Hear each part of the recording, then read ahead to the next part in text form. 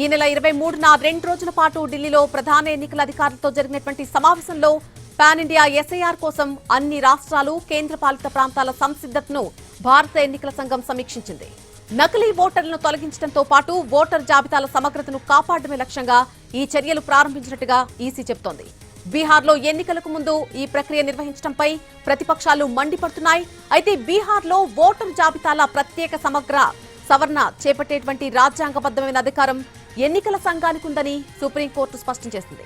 అర్హులైన ఏ ఒక్కరూ ఓటు హక్కు కోల్పోకుండా చూసుకోవాలని సూచించింది.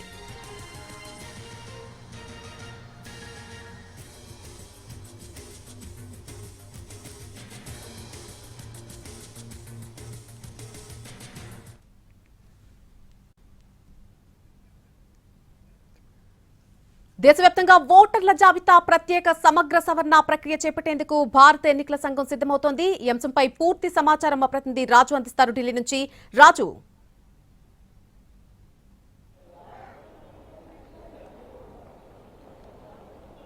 నళిని, ఇక దేశవ్యాప్తంగా ఓటర్ల జాబితా సవరణకు కేంద్ర ఎన్నికల సంఘం సిద్ధమైంది. దానికి సంబంధించి మరికొద్దిసేపట్లో అంటే 4 గంటల తర్వాత కీలకమైనటువంటి ప్రెస్ మీట్ కూడా నిర్వహించబోతున్నారు. ప్రెస్ మీట్ లో ప్రధాన ఎన్నికల అధికారిగా ఉన్నటువంటి జ్ఞానేష్ కుమార్ ఈ విషయాలన్నింటినీ కూడా వెల్లడించబోతున్నారు. ముఖ్యంగా బీహార్లో మొదట ఏ విధంగానైతే ఎస్ఐఆర్ పేరుతో అంటే స్పెషల్ ఇంటెన్సివ్ రివిజన్ పేరుతో ఓటర్ల జాబితాను మొత్తం కూడా సవరించారు. ఈ సందర్భంగా దేశవ్యాప్తంగా ఉన్నటువంటి ప్రతిపక్ష పార్టీలన్నీ కూడా వ్యతిరేకించాయి. అయినప్పటికీ సుప్రీంకోర్టు ఎస్ఐఆర్ కు అనుమతించింది. అయితే ఓటు హక్కు ఉండాల్సినటువంటి వాళ్ళు ఎవరు కోల్పోకుండా చూడాల్సినటువంటి బాధ్యత కూడా ఎన్నికల సంఘం పైన ఉందనే విషయాన్ని స్పష్టం చేశారు. వాస్తవానికి అంటే ఎన్నో ఏళ్లుగా ఈ ఓటర్ల జాబితాను సవరించకపోవడం వల్ల ఎవరైతే చనిపోయారో వాళ్ళు ఇంకా ఓటర్లుగా కొనసాగుతున్నారని చెప్తున్నారు. దాంతోపాటు ఇతర దేశాల నుంచి దొంగచాటుగా వచ్చి ఇక్కడ కూడా కొంతమంది ఓట్లు నమోదు చేసుకున్నటువంటి ఆరోపణలు కూడా ఉన్నాయి. అలాంటి వాళ్ళను తొలగించొచ్చనేటువంటి అంశం కూడా ఇక్కడ తేలిపోతుంది. మరోపక్క దొంగ ఓట్లుగా కొంతమంది లోకల్ గానే 2-3 చోట్ల ఓట్లు నమోదు చేసుకున్నటువంటి వాళ్ళు ఉన్నారు. సో దానికి సంబంధించి పూర్తిగా కూడా సవరణ చేయాల్సినటువంటి అవసరం ఉంది. అందుకోసమే ఈ స్పెషల్ ఇంటెన్సివ్ రివిజన్ అనేది జరుగుతుందనే విషయాన్ని కేంద్ర ఎన్నికల సంఘం స్పష్టం చేసింది. అయినప్పటికీ కూడా బీహార్లో ఈ విషయం పట్ల పెద్ద ఎత్తున ఆందోళనలు జరిగాయి. కానీ ఇక ఎన్నికల ప్రక్రియ కూడా అక్కడ ప్రారంభమైంది.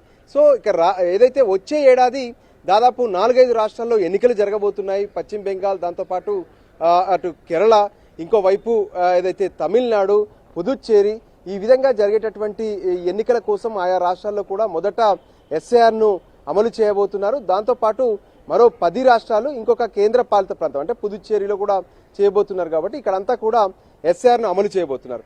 ఆ తర్వాత మిగతా రాష్ట్రాల్లో కూడా ఇక ఎస్ఐఆర్ ఉండబోతుంది. దీనికి సంబంధించి ఏ విధంగానైతే ఇప్పటికే తమిళనాడు ముఖ్యమంత్రి అయితే ఏకంగా ఎస్ఐఆర్ ను తమిళనాడులోకి రానివ్వమనే విషయాన్ని కూడా ఆయన స్పష్టం చేసినటువంటి పరిస్థితి ఉంది. అయినా సరే ఈ ఓటర్ల జాబితా సవరణ ఎందుకు చేస్తున్నాము ఏంటి అనే దానిపైన ఒక ప్రత్యేక వివరణ ఈరోజు కేంద్ర ఎన్నికల అధికారులు ఇవ్వబోతున్నారు. దాంతోపాటు ఏ రాష్ట్రాల్లో ఎప్పటి నుంచి జరగబోతుందనే విషయాలను కూడా స్పష్టం చేయబోతున్నారు. దీనికి సంబంధించి ఈ నెల 23వ తేదీనే ఒక ప్రత్యేకమైనటువంటి సమావేశం నిర్వహించింది కేంద్ర ఎన్నికల సంఘం.